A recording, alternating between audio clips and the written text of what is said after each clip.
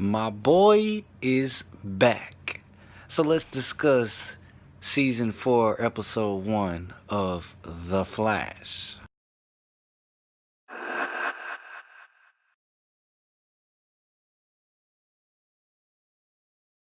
So let's go over some of my biggest takeaways from this episode. And let's start from the let's go from the end to the beginning. So let's start with the ending, with this new villain we got called the Thinker.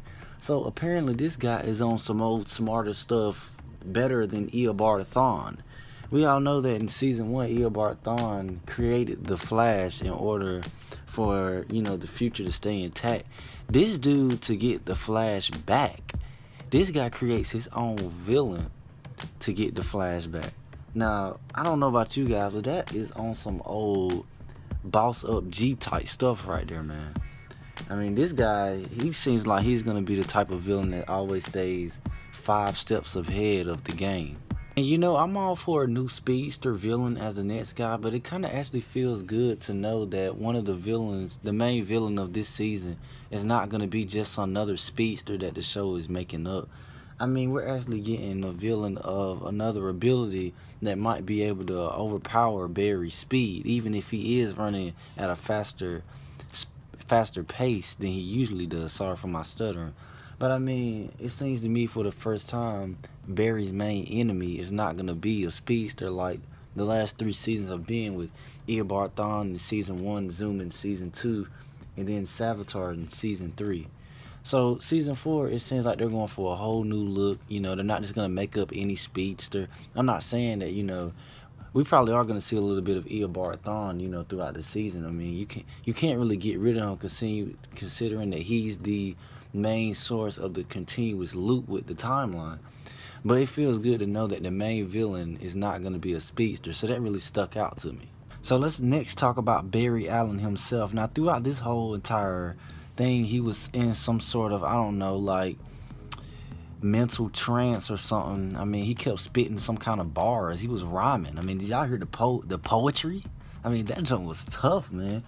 He was like, kneel, steal, lime, fine, grind. I was like, hey, no, Barry's a rapper now? I mean, who is this guy? But I mean, then when he went crazy in Star Labs, I could already tell that he was running at a faster speed than usual. I think he's probably, I can give him probably, he's running at Mach 6 at the most. I mean, they act like the guy was running at a record Mach 10 or something, but I can give him a Mach 6, so that's probably how fast he was running. I pretty much already could tell by the end of the episode that he would get his mind together and he would eventually save, someone being Iris. And it was really a good plan by Iris to know that, Herb needing to be saved was probably what's gonna snap Barry out of that trance.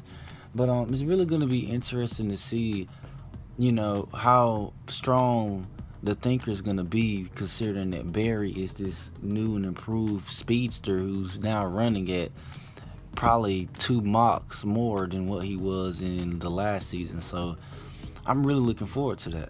Now guys, you know me, so really pay attention to this. So, despite the end of the episode with Caitlin turn back to Killer Frost and then turn right back to Caitlin, throughout this whole entire episode, I don't know if they were trying to do it in a platonic way, but if they were, they did a horrible job. Cisco and Caitlin were having all kinds of moments, and throughout the whole episode, these moments were they were making me feel like they're trying to tell me something. And I don't like when shows play with me, man. Don't play with me. Now guys, this is my theory. Caitlin and Cisco, I'm calling it now, they're in game. It's a wrap. I mean, guys, now I know these guys have been friends probably their entire lives and everything's been platonic. But don't be surprised if the writers kind of step up this whole relationship.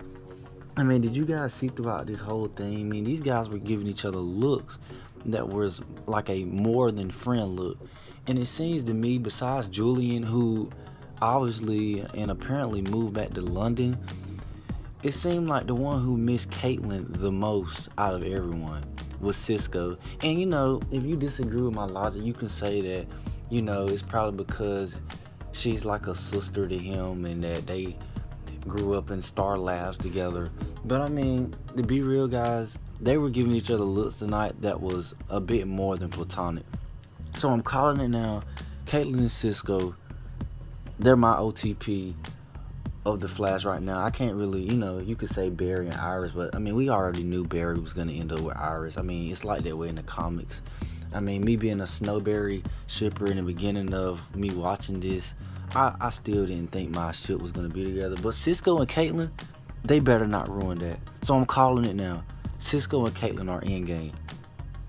But guys, I'm not going to talk a hole in your head.